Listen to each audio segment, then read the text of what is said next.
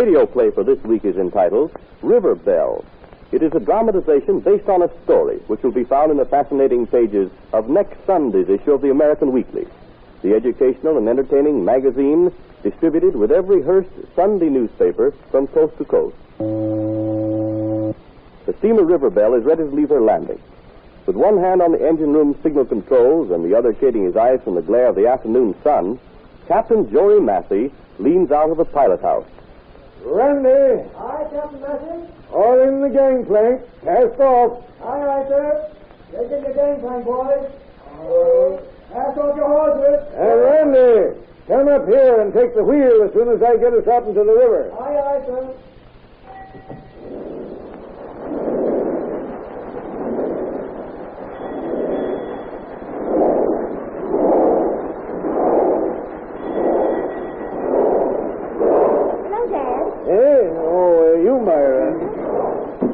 This is a light trip today. Yes, the holiday tuckered everybody out. Good thing to get a breathing spell. Guess you won't mind down there at your lunch counter after yesterday. No, thank goodness. I made sandwiches and brewed coffee in my sleep last night. I don't believe I could... Hey, what's that dry dock captain trying to do there? Get that piece of coal out of my way! What did you learn to handle a boat? You're up in that trap, I don't know what! Get that second box out of my way, do you hear? Go easy, Dad, or you're liable to pop a blood vessel. That man can't possibly hear you way down there. Well, he can hear this. You see him move out of the way now. Sure, they call them road hogs and Sunday drivers. That's what he is, a river hog and a Sunday skipper. Yes, Dad, that's just what he is. Why, when I was a little shad, I could run a boat out. Good afternoon, Captain Massey. Greer. That's right, Horace O'Greer in person. And this charming little lady is... my daughter, Myra. Charmed beyond words, I'm sure. How do you do, Mr. Greer? Well, Captain, Yes? you told me you'd be glad to see me on the River Belle sometime. And here I am. Yes, here you are. Great man, your father, Miss Massey. You've only got to meet him to love him. Character, personality, discernment, a born leader, and a man among men. That describes your father here to a T. Oh, now, come now, Greer. Captain, I'm not exaggerating a bit, I assure you. You see, Miss Massey, I wasn't comprehensive enough. Your father is the soul of modesty. And the very best dad in all the world, into the bargain. Well, of that I wouldn't have first-hand knowledge, of course. But if so pretty and lovely a daughter makes that declaration, I'm sure he is. Oh, don't listen to her, Greer. Practically living right here on the River Belle the way we do, Myra don't get a fair chance to know nothing about any other girl's dad. Yeah, that's right, Captain. I remember you were telling me the other night that you wanted to buy a farm and have a home of your own. Yes, sir. As soon as my ship comes in, my financial ship, I mean, I aim to take my pile and sink it into a nice place where I can bring up my motherless child. Well, I don't want to hurry you, Dad. But if you don't get that place pretty soon, I'll be old enough to vote, and then you won't need it. There now, hear that? Oh, thank you, Miss Massey. Thank you very much. What are you thanking me for? For telling your father he ought to hurry up and see that his financial ship comes in. I was telling him the other night that... Yes, so you were, Greer. Now, I'm turning the wheel over to my first mate in a minute or two. I'll join you in my quarters. Oh, of course. I'm intruding by being here in the sanctum sanctorium. Excuse me, Miss Massey. Certainly. I'll see you during the trip. I'm going up to the end of the line and come back tomorrow. Captain! Aye? I'll be waiting for you at the bottom of the stairs. All right. Daddy? Say, Myra, that fella Greer sure can spill the language around, can't he? Yes, I You have. hear what he called this old wheelhouse? Why, it was sanctum, I've gone and forgot it already. Daddy, are you going But to... no matter. I'm getting to write it down for me before we tie up for the night. Now- And then I'll get me a sign painted with that name in gold letters and nail it on the door. But, Daddy, I want... Myra, I bet that'll put some respect into the eyes of the other captains on this river, huh? Now, stop trying to change the subject, Dad. What does this Mr. Greer do? Do? Why, he... I take the wheel now, Captain? Yes, grab a hold, Randy. I'll be back before we pull into Martinsburg. Daddy, wait a minute. Watch out for that bend ahead there. All right, Dick. Hey, he seemed like he was in a hurry. He was, Randy. He wanted to get out before he'd have to answer a few questions. Oh, watch it, Myra. I've got to make the bend. Oh, it's going to be a lovely evening, Myra. Shouldn't be surprised if there's a big round moon shining tonight. Why, Myra, I don't believe you've heard a word I said. Well, I'm sorry, Randy. Gee, your thoughts must be worth more than a proverbial penny, Myra. You sure were lost in them. Lost is right. Why, what do you mean? Randy, did you meet a man with a dark mustache and a Panama hat set at a cocky angle as you came up the stairs out there? Yes, I had to ask him to move so I could get up. Why? If that man's what I think he is, Father and I will be on this steamboat for the rest of our lives. I don't understand, Myra. Randy, some men have a weakness for liquor. Oh, yes. And some can't keep away from gambling, but Father... Yes?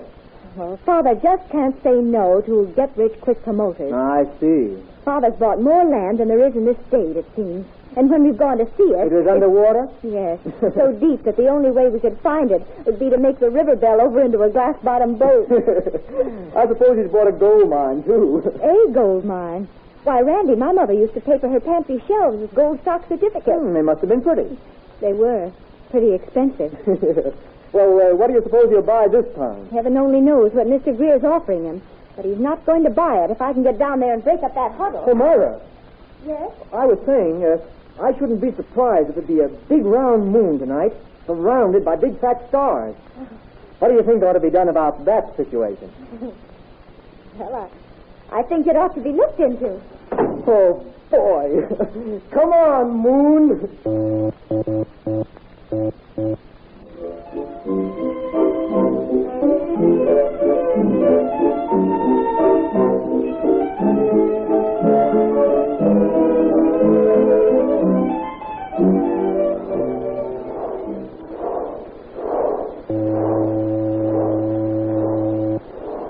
Well, was I right, Myra?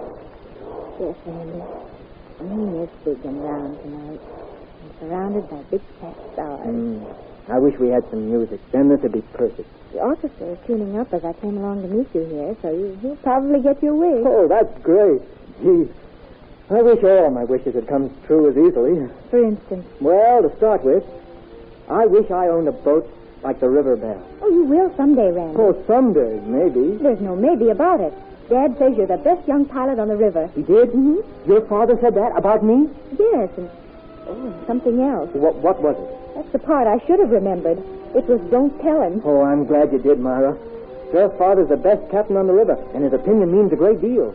It means I've really got a future. It means... Yes, Randy? It means that my lips can tell you what my heart's been telling you for ever so long, dear. I love you, Myra. Do you, Randy? Do you?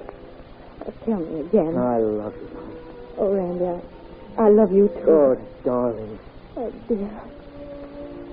Myra, I didn't expect to tell you this tonight, so I haven't got a ring to give you. But I'll get it the minute we get back to our landing from this trip upriver. That's all right, Randy. There's no hurry, and don't spend too much for it.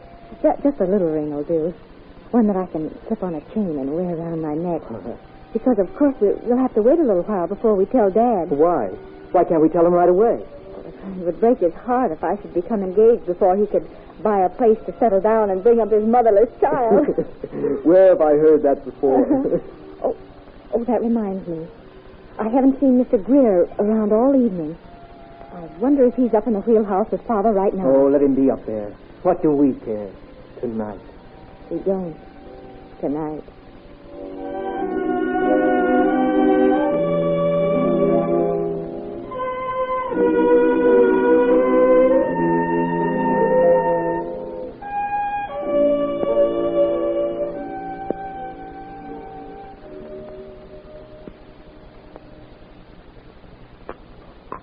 Well, Captain Massey, what do you say? I tell you, my perpetual motion machine will revolutionize the world. As I've already told you now. Yes, Greer, I know, but look out. Here comes Myra. Hello, dear. More coffee, Dad? Yes, please, and maybe Mr. Greer. Thank you just the same, Miss Massey. Much as I regret to refuse a cup from your fair hand, I must say no. Now, Captain, I was saying... Oh. And how about you, sir? Another cup of coffee? Yes, I'll have another cup, miss. Thanks. Oh, there you are. Oh, I thought I had enough for one more cup. I'll go and get another pot.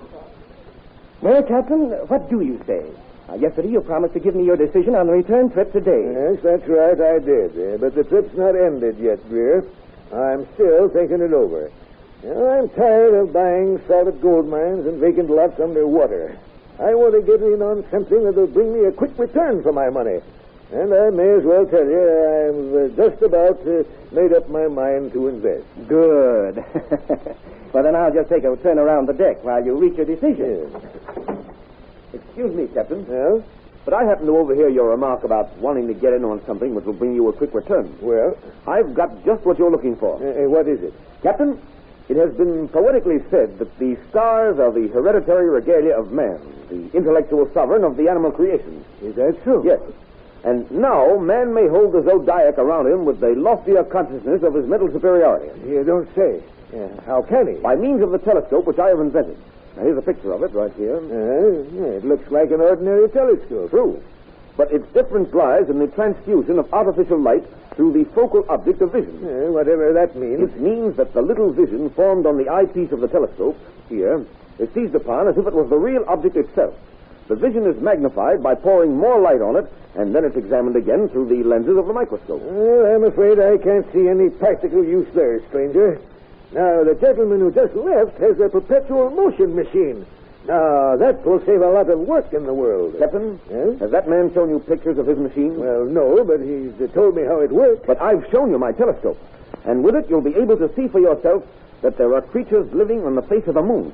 Think of how you can reap returns with the only telescope in the world that can reveal the secrets of the moon. You mean I can charge him money for looking through it? Certainly. And you might be able to sell the rights to manufacture it. Say, how much do you want for it?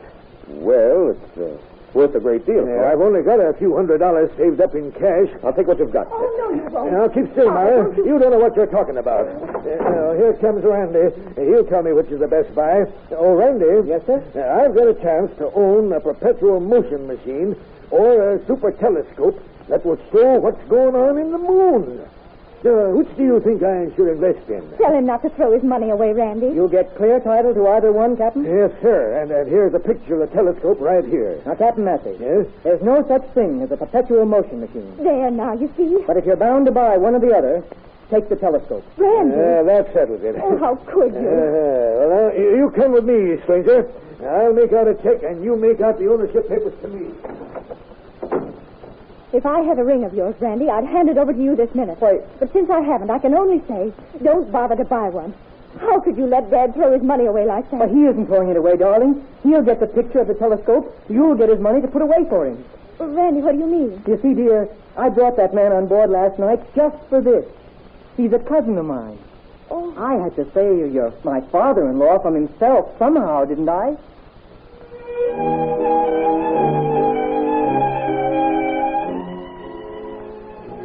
The radio drama to which you have just listened was suggested by a story which will appear in next Sunday's issue of the American Weekly, the magazine distributed with all Hearst Sunday newspapers from coast to coast. This is Wentworth announcing and turning the microphone over to your own announcer.